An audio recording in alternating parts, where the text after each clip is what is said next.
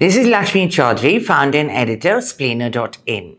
Today, we're going to talk about something that's going to affect anyone who has a streaming subscription, be it Netflix, Prime Video, or Jio Cinema. Get ready for a new era of snip, cut, and block. What you watch online is soon going to be as censored as what you watch in the movie hall. Hell, some movies released in the theater may never make it online. Let me explain why.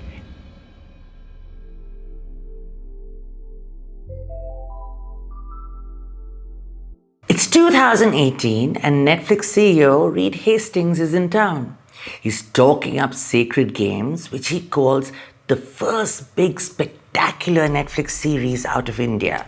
And he promises you will see a different side of Mumbai. It is not a pretty, happy, dancey one.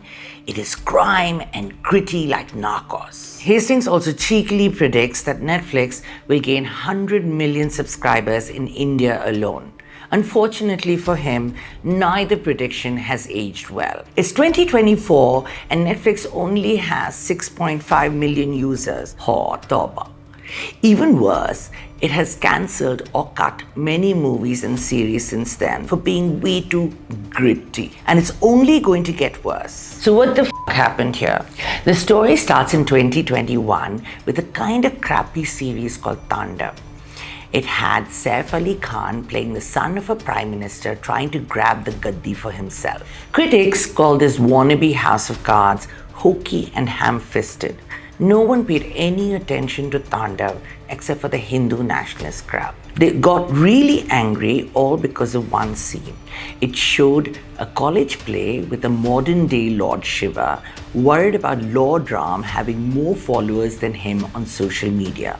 He also used the F word. It's like the silly modern Ramayana we've all seen in school, except with some JNU sloganeering to give it political masala. In any case, things got very ugly for the makers of Tandav and Prime Video content head Aparna Purohit.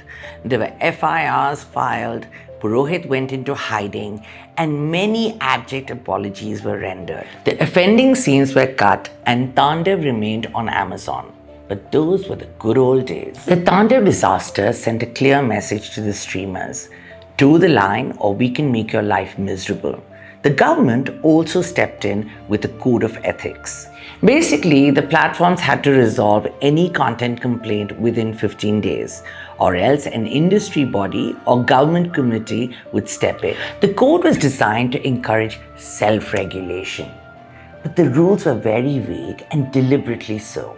No one had any idea where the line was drawn. And if you're a Netflix or Prime Video, you're terrified of crossing that line and ending up with another Tandav-like horror movie. So it's safest to say nothing. Why guess and get it wrong? The platforms conducted a sweeping self-audit, ruthlessly hacking and junking anything that could offend. Prime Video parked Government, which is also a political satire. Chi. Netflix got rid of a documentary on Indira Gandhi that drew parallels with RPM. It also canned a Dibankar Banerjee series that focused on a Muslim family facing bigotry. Over the past 2 years, that self-censorship has become even more severe. Let me give you some examples. Let's start with Bheed. The movie was about the pandemic. The teaser had a voiceover of Modi ji and a line of dialogue comparing the migrant crisis to the partition. People were outraged.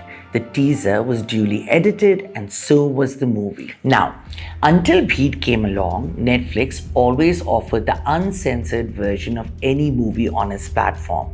And that's because the censor board does not regulate online content. These platforms fall under the Information Technology Act, which didn't have anything to say about uncut movies. Neither did the government. So it didn't say anything about Bheed either. Yet, when the movie dropped on Netflix in December 2023, it was the censored version. In fact, even the global platform did not carry the uncut movie. Now, there's some logic to that move. After all, if something is not right to show in the theaters, why should it be shown online? You may not agree, and many lawyers don't, but there is an argument to be made for that policy. But in January, Netflix went way further. It took down a movie that had already been released in theaters without a problem and passed the censor board. That's crazy, right? It was a Tamil movie called Anapuni. The movie told the story of a Brahmin woman who learns to cook and eat meat because she wants to be a chef. Now, to add mirch to the masala, some dialogues implied that Lord Ram ate meat. And there was a Hindu-Muslim romance.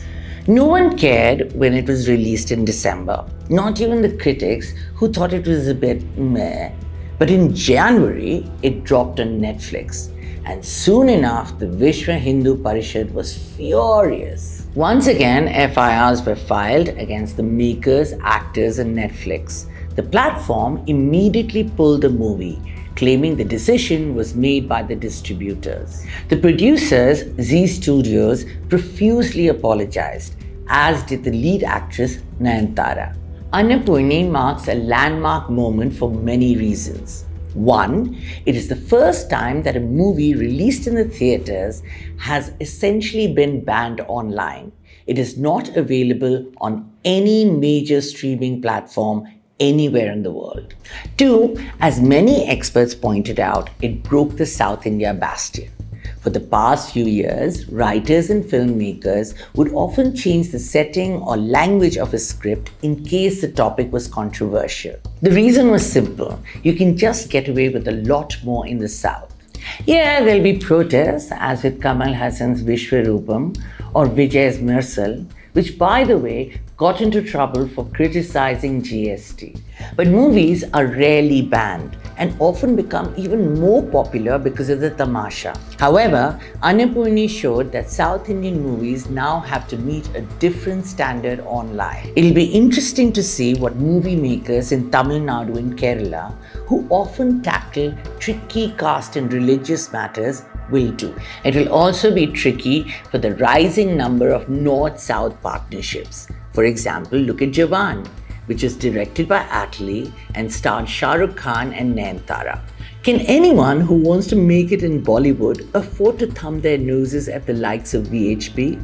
That's why Nayanthara apologized for Anapuni and opened her social media post with Jai Shri Ram. This slide down the greasy polo censorship will soon be complete and sealed in stone. And here's why. We will soon have a new broadcasting law that will bring all online content under a government-appointed body called the Broadcast Advisory Council. The law will also give the government almost unlimited powers. The bill defines Netflix, Hotstar, Jio Cinema, and the rest as broadcasting network operators. It allows the government to inspect, intercept, monitor, and seize their equipment. The government can also order them to delete or modify any program and even yank it off the air. All of this in the name of something called public interest, which again is a very vague term. But the government won't even have to use its new powers. The streamers are already rushing to gag themselves. And why not? Take the example of Prime Video and Aparna Purohit. Where she once hid in safe houses, Purohit was recently at a gala event announcing 70 movies and series, all to be released over the next 2 years. And none of them are expected to be controversial. Amazon Prime has the target of 250 million users and is banking on the Indian market to reach its goal. It has added the most subscribers in India outside of the United States. Most Indians sign up for Prime specifically for the video service, more than any other country in the world.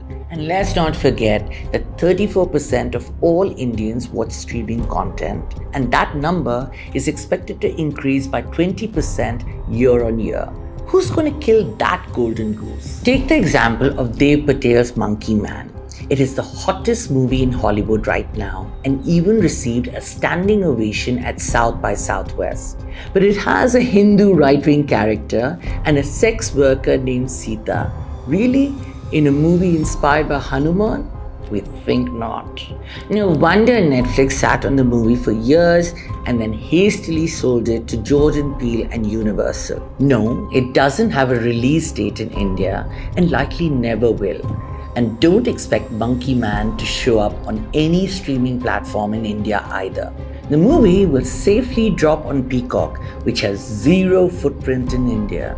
But hey, we'll have Family Man and Patal Lok and Mirzapur. As execs at these streaming companies say, there are other stories to be told.